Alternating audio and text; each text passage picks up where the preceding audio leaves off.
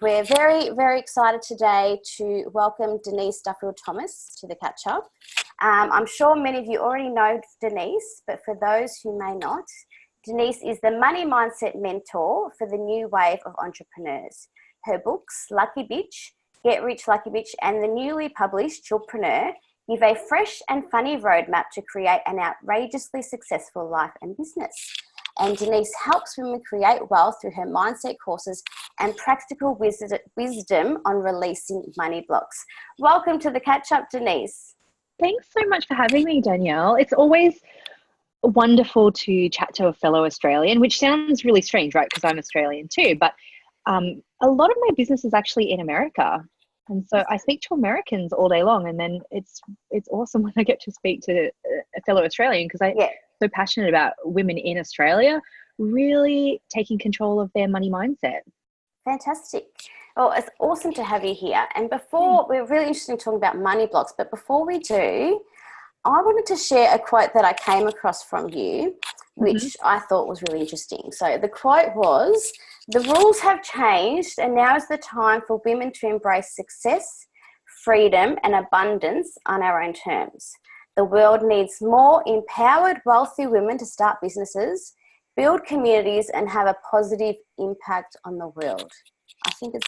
I love it. It's everything that I'm about and that She Will Shine is about. So I just wanted to share that with our community. But I really wanted to ask you, before we got into the money mindset stuff, how is it that you started your business? So I actually started businesses when I was a kid. So I was born in Manly in Sydney. I grew up on the Central Coast, and my mum was pretty much always on single parent pension. And I remember feeling as a kid, you know, that lack of money, what that did to her, and the lack of freedom that having that. And I have this strong memory of being in like a Centrelink office. I don't know if it was called Centrelink back then in the 80s, and her being really nervous, and this man, you know, asking all these questions. And I was just sitting there terrified, because I was thinking, what's going to happen? Are we not going to have enough money to eat or pay rent? And I really carried that with me from a very young age. And so I thought, I'm going to make my own money. And I actually didn't know what business was really. I didn't really get that, because I didn't have any entrepreneurs in my family. But I had this, you know, really strong feeling that I needed to be independent. And even now, you know, we've got an election coming up. A lot of people are talking about, you know, struggling parents, struggling women. And I'd love to get to a space where so many more women can be independent and not have to worry about when things change and when governments try and take entitlements away from women. So my earliest business, I was trying to sell wetsuit bracelets. Yeah. I remember those. Yeah, I do remember that. Yeah, and I made them, and I rode around on my bike, and I don't know where I had this courage, because I think a lot of women lose their courage, right? You know, but at the start I was just like, I've got this awesome thing and I want to share it with people. So I rode around the council estate on my bike, and I just went up to groups of kids, and I was like, hey, look at my cool bracelet. You want to buy my bracelet? And that was really cool. And then I was just the sort of kid who was always trying new things. So by that stage, my mom had married someone who had a property with some horses on it. So I said to all my friends, we're going to sell horse poo. So I got them to come over, and we shoveled horse poo, and we got sick of it, and we never ended up doing it. So I was like, we're going to do a garage sale. Everyone bring your stuff to our house. And, you know, after a couple of months, my mom was like, what is all this crap? Let's get rid of it. And then I was like, my mom bought me a little typewriter for my 9th birthday. And I sold fake Kylie Minogue letters for $5 to people. That is hilarious. Yes, because I said, oh, she's my cousin and I can get your fan letter. So I typed it up and then signed her name. And so I was just always Kylie Minogue's watching, I'm sure you Sorry. But for me, you know, you think, oh, cool, that's just being a kid. But my 20s were like that too. I was like, I'm going to be a dating coach. And then, oh, I'm going to write movie reviews. Oh, I'm going to do a green smoothie blog. So that's what I spent my 20s doing too, like doing these random business ideas. And to be honest, if I was really, really honest with myself and what I really wanted to do, I wanted to be Oprah. You know, I watched Oprah my whole life, but I just didn't think that inspiring people or motivating people was an actual job. I didn't even know that there was a world of life coaching until probably my late 20s. And I was like, oh, this could be the thing. I just want to help people. So that was my journey to business. But it's still driven by that need for financial independence. But now I have that now. Now I want other women to experience that too. Yeah. And it sounds like that one experience as a child has really motivated you to evolve and find what it is you're looking for. Absolutely. Yeah. Absolutely. And also I just never gave up. You know, I always just thought, oh, there's a perfect business idea out there for me. I just have to find it. And it's frustrating when you're experimenting, but if that's your dream, keep going. Yeah.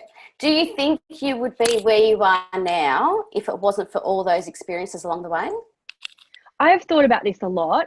I think I still am someone who would have found a path to entrepreneurship because I hate working for someone else. But I do think there is an extra layer for me of, I understand what it's like to have to, clean houses. I understand what it's like to have the guilt around making money because maybe your parents didn't make any money. So I think, even though at times growing up I was like, this sucks, this is so unfair. I actually, if you believe everything happens for a reason, I do believe that has helped me a lot, and it's helped me to be compassionate towards other women too. And has that changed since you've had kids, do you feel? Oh, yeah. For me, yes. I, as soon as I had my first baby, and by that stage, I had a decent sized business. I just thought, how do people do this without resources, without money, without support? It opened my eyes. I was thinking, oh my God, there are women around, I just went through birth. There are women on the other side of the world who are doing this on a tarp, or in a dirty hospital. It just opened my eyes to what women have to deal with in the world, to be honest, when we're responsible for children. Because in my 20s, I didn't have much money. I didn't care. I lived in shitty apartments. I was like, whatever, this is so much fun. It wasn't until I had kids I was like, oh, wow, the world's a bit unfair for women. Yeah. Yeah, see things differently. Yeah.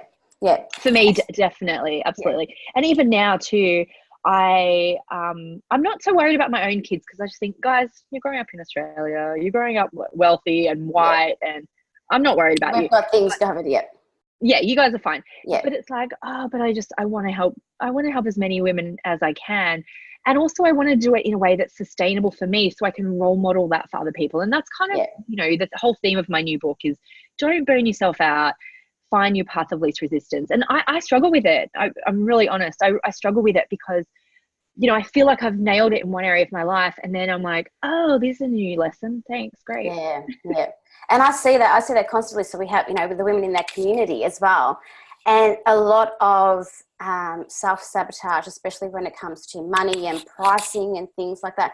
So how can we identify, Denise, when we're coming up against these money blocks? Because it's hard when you're so deeply entrenched in it. It may be easy for someone to see it from the outside, but how do we realize it on the inside?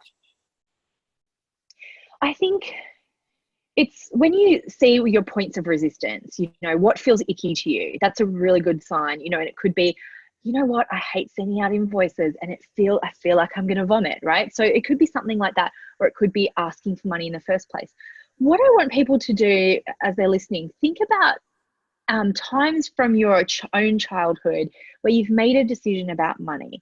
We have universal ones, especially, our kind of era generation of women. We were told from a very young age at birthday parties, don't tell anyone your dreams or they won't come true.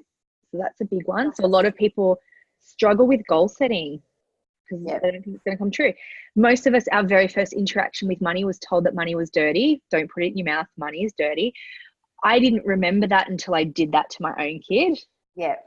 And then Isn't it interesting how you echo the behaviour of your parents, and it's just Absolutely. When you hear it coming out of your mouth, that you're like, hang on a minute. Yeah. Yeah. So look at those things. And so then we've got cultural money blocks.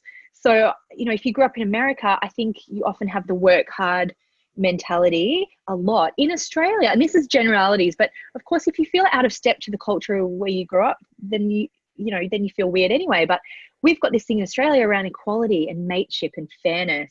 So I think a lot of Australian women struggle to charge what they're worth, especially if everyone else in their industry is undercharging. Yes. It feels like, you know, we're going to be in that tall poppy syndrome kind of stuff. And then I would say then every family has their own money blocks too, regardless of how much money you had growing up. So a lot of people could have a work hard mentality if their family were poor or their family were rich. Yeah. It really has no difference. So it's really about looking at what you have decided about money, and usually that comes from your family or movies or culture or the country you grew up in. And I actually say to people, if you can find a mantra or an affirmation that you can use as a pattern interrupter, that's going to be most of the work. And I'll give you a really example. I love the affirmation or mantra, I serve, I deserve. Yeah.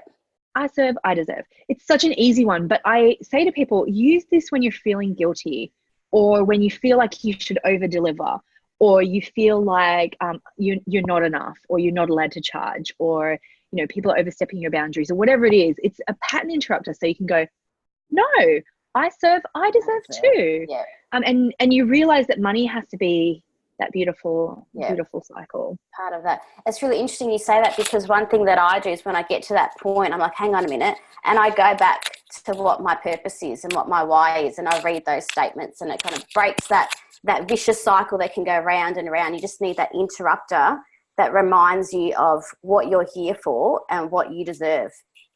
Absolutely. Yeah. We've also been talking about pricing within our She'll Shine community, and we had some questions come up that I'd love to ask you. One of them was, how do we price the value that we add into our products and services, especially since, you know, overcrowded markets and the international marketplace has really changed the perception of price and value? Okay, so the thing with pricing, this is a really tricky thing for a lot of women, because often we want to be told what to charge. We want someone to give us the answer. We also think that there must be a formula out there, you know, that we can plug it in, we can go, okay, it's this much value, it's this many PDFs, it's this many videos, it's this many coaching calls, it's this much, and we plug it all in. And that's not true either, unfortunately. The other thing that comes up for women around pricing is we think there must be a magical critic-proof price. Yeah. That, oh, I'll just find this sweet spot and then nobody will complain and all of my clients will feel like it's perfect for them. That's not true either. It doesn't matter what you charge. There will always be someone who tells you it's too expensive, even if it's $1. Yep. This is true. So true. And there will always be people who think you're too cheap for the value that you offer. So what's the answer then? Because that's so freaking frustrating then, isn't it? If you're like, but what should I charge, Denise? The honest answer is you've got to think about your target clients and also what's win-win for you. Yeah. So I actually say to people, you got to sit with that price, because most people know roughly what their range should be anyway. You know it. Sit with it and then just increase it by little increments until you'll feel it inside. You'll go, oh, that feels exciting, but also doable. Yeah. And I know that sounds really unscientific, because people think, but there must be a scientific way. They want a formula, formula that's out there. If I just follow this formula, it's like creating and running a business. It's like, if I follow these 3 steps, surely I'm going to have a successful business. But every business and every person who runs a business is different in that as well. Absolutely. You think of Tony Robbins, right? Who I think 20 years ago, he said that he charged $1 million for coaching. So I'm sure it's like probably 10 million now, right? But, you know, is he 1,000,000 times better than the average coach? I don't know. It depends on who he's coaching. You know, it depends on what the outcomes are. It depends on who you're coaching to do what. Right. Sometimes you can undercharge and your target clients actually don't trust the value that they could get from you because they think you're too cheap. It's the perception. Yeah, absolutely. Yeah. The other thing that I'm hearing a lot I think this has come up in the last year or two, where we live in an instant gratification culture, you know, and so I'm hearing people say, oh, well, I can't afford that right now. And I think, well, save up for it. Yeah. you know, I've saved up to do programs that I've wanted to do. I've saved up to work with people that I wanted to do. So no one's entitled to just get your thing because they want it right now. If that's not a win-win pricing for you. That's right. And it's going back to us as kids, you know, you get your pocket money or you do your chores and you save up for something, because now it's such a different world. Afterpay and all these sorts of things are out there saying, buy now, buy now, buy now. It's like, no, you can still want it, but save for it and get that to that point. Oh my God. If Afterpay was around when I was a young person, dangerous. Like, I would have been so much in debt, because I got into debt anyway, because I remember I went to buy a laptop for uni. This would have been like 99. And the guy was like, oh, we've got this thing called hire purchase, you know, and he was like, oh, let's just say your boyfriend pays your rent. And I did not understand that concept of credit. I just wanted it now because one of my friends had it. And I think, you know, you don't have to be available for everyone just because they want your thing right now. That's right. That's exactly right. Moving on to things around money, a business mindset, I should say.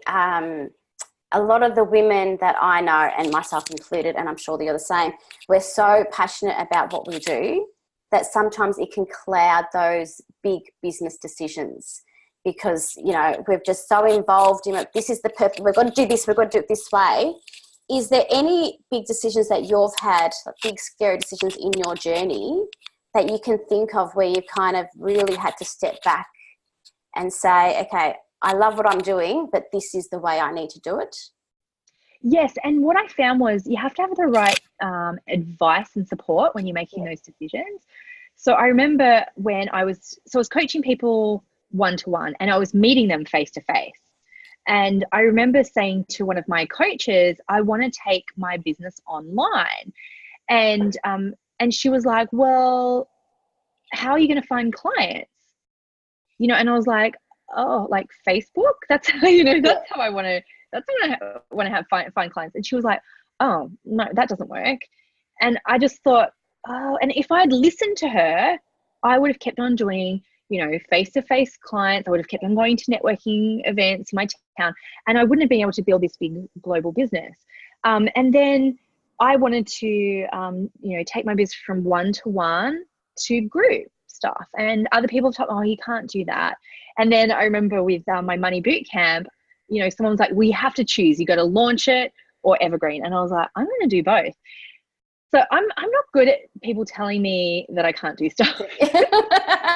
You know?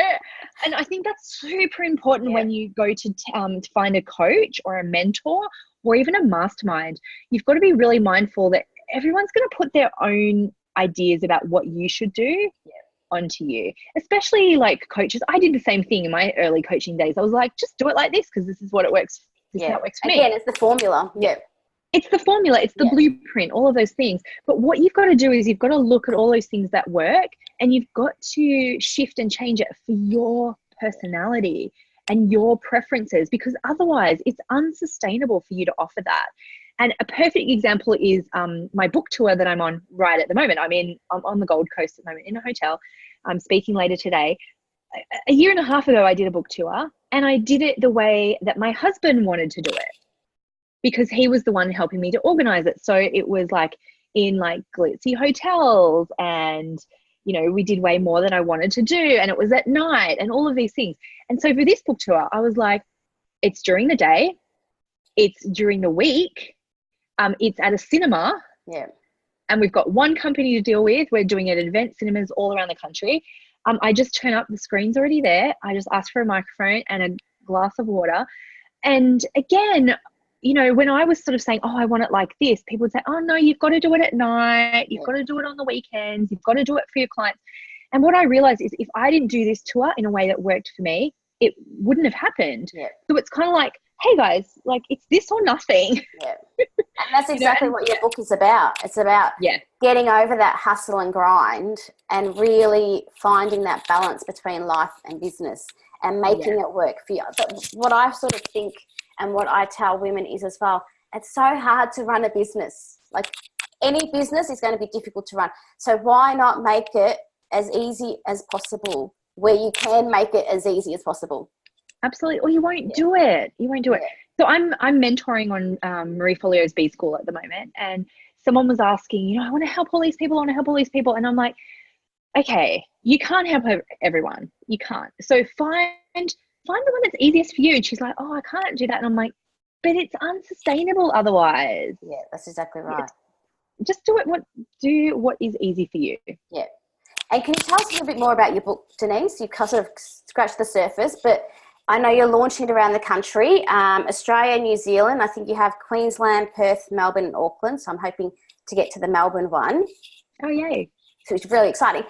So can you share a little bit more about what you go into in your book, Chillpreneur? Yes, sure. So I was super keen to write a book about business because my other books are about money. And the reason why is because I realized that a lot of the books that I had been reading for my whole life, all those business books, were mostly written by men. Funny that. Funny that. Some of them didn't have kids, but even if they did have kids, their relationship to business and children were very different to mine. I'm trying to be diplomatic here. They had a wife to take care of stuff, basically. So I was like, I realized too, I wasn't a real hustle type person. So even a lot of the business books I was reading from women were about go, go, go, and just, and that's fine. That really works for some people. It didn't work for me and my personality. So I thought, okay, I'll have to write this book. And I actually love there seems to be, I think a lot of people felt like that at the same time, because a lot of books are coming out this year about, decluttering and doing one thing and making it easy and all those kind of stuff.